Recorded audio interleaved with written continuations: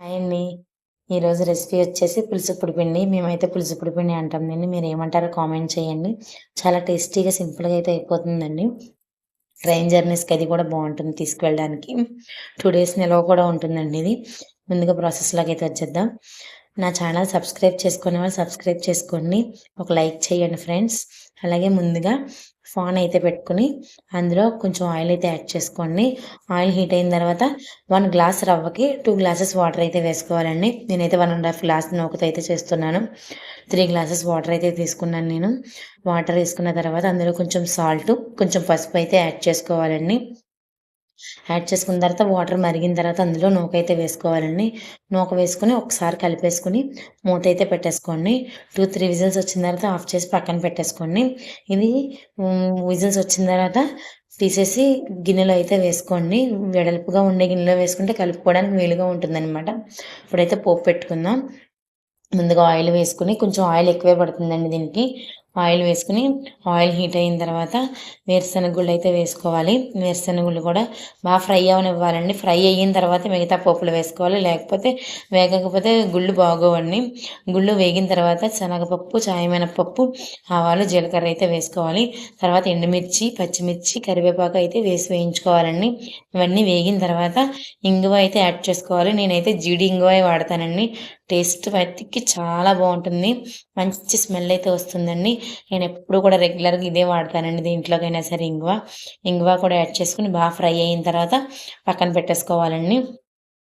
పక్కన పెట్టేసుకొని మనం ఉప్మా రెడీ అయిపోయింది కదండీ! దాన్నైతే వెడల్పాటి గిన్నెలోకైతే తీసుకోవాలండి. నేనైతే బేసన్‌లోకైతే తీసుకున్నాను. ఆ బేసన్‌లో వేసుకొని చల్లారిన తర్వాత ఈ పోపును కూడా అందులో యాడ్ చేసేసుకోవాలండి. ఈ పోపంతా అందులో వేసేసుకొని ఒకసారి కలిపేసుకొని పక్కన పెట్టుకోవాలి. ఇప్పుడైతే మనం చింతపండు గుజ్జునైతే రెడీ చేసుకుందాం. నేనైతే ముందుగా చింతపండు నానబెట్టేసాను కదండీ! దాన్నైతే తుక్కేమీ లేకుండా అంతా చెత్త తీసేసి క్లీన్‌గా రెడీ చేసి పక్కన పెట్టుకున్నాను నేను. దాన్నైతే మనమిప్పుడు ప్రిపేర్ చేసేసుకుందాం గుజ్జుని. అందులో కొంచెం ఆయిలేసుకొని, ఈ గుజ్జంతా వేసుకొని స్టవ్ మీద పెట్టేసుకోవాలండి. అందులో ఇప్పుడు కొంచెం మనం పసుపు, ఉప్పు అయితే యాడ్ చేసుకోవాలండి ఆ గుజ్జులో. పసుపు, ఉప్పు, కరివేపాకు, కొత్తిమీరి, పచ్చిమిర్చి, ఇంగువ, కొంచెం బెల్లం ఇవన్నీ యాడ్ చేసుకోవాలండి. బెల్లం వేసుకుంటే టేస్ట్ చాలా బావుంటుందండి. నచ్చని వాళ్ళు స్కిప్ చేసేసుకోవచ్చు.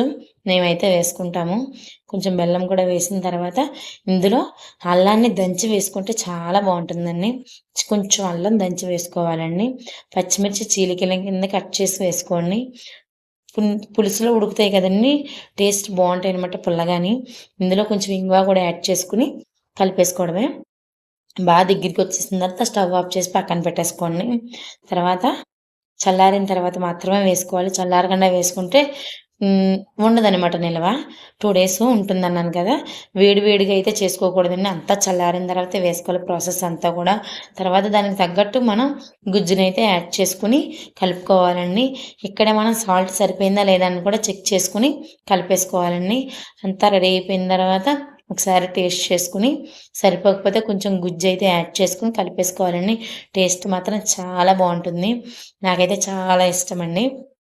ఇది ఎక్కడికైనా వెళ్ళినప్పుడు, టెంపుల్స్‌కి అది వెళ్ళినప్పుడు, ఉపవాసం ఉన్నప్పుడు, తినాలనుకున్నప్పుడు కూడా చేసుకొని పట్టుకు వెళ్ళొచ్చండి. టేస్ట్ మాత్రం చాలా బావుంటుంది. ఒక్కసారి ట్రై చేయండి.